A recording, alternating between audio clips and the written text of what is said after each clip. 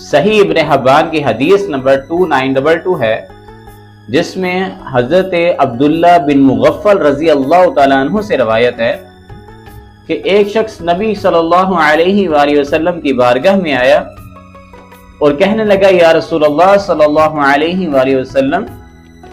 اللہ کی قسم میں آپ سے پیار کرتا ہوں۔ تو آپ صلی اللہ علیہ وآلہ وسلم نے ارشاد فرمایا کہ جو شخص مجھ سے محبت کرتا ہے، آزمائشیں اس کی طرف اس سے بھی زیادہ تیزی سے آتی ہیں کہ جتنی تیزی سے سیلابی پانی اپنی منزل کی طرف رواں دواں ہوتا ہے، یعنی کہ جتنا تیزی سے سیلاب کا پانی اپنی منزل کی طرف جاتا ہے، اس سے بھی زیادہ تیزی سے آزمائشیں اس بندے کی طرف آتی ہیں جو مجھ سے محبت کرتا ہے۔ جیسے دنیا کی محبت تباہی پھیر دیتی نا انسان کے دل و دماغ میں، ایسے ہی اگر محبت رب رسول سے ہو جائے تو وہ بھی انسان کو بہت مزہ دیتی ہے۔ تو پھر بھوک بھی انسان کو اچھی لگتی ہے، پیاس بھی انسان کو اچھی لگتی ہے، پریشانی آ جائے تو قرآن پڑھ کے ہوئے وہ جو مزہ آتا ہے، پریشانی میں جو قرآن پڑھنے کا مزہ آتا ہے، وہ کبھی خوشی میں قرآن پڑھنے کے اتنا مزہ نہیں آتا۔ اگر انسان کو کسی نیک کام میں پریشانی آ رہی ہے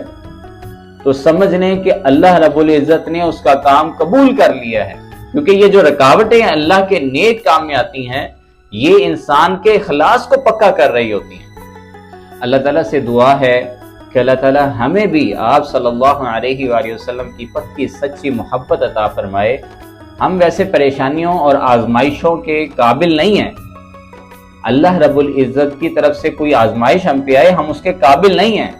لیکن پھر بھی اللہ سے دعا مانگتے ہیں کہ اے اللہ پاک، کہ اگر ہمارے اوپر کوئی پریشانیاں یا مصیبتیں یا کوئی ٹینشن آئے، اے اللہ پاک اس میں اپنی مدد ہمارے شامل حال فرما،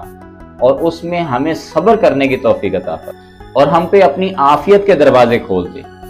اور ہمیں ایسا بنا دے کہ جب قیامت والے دن تیرے سامنے آئے تو تجھے پسند آ جائے۔ آمین ثم آمین یا رب العالمین۔